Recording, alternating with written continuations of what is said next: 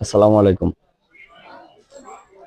জীবনে যত বেশি বিপদে পড়বেন তত চোর, বাটপার, সিটার, মিথ্যুক, চকলখোর এসব মানুষগুলোর সাথে বেশি পরিচিত হবেন।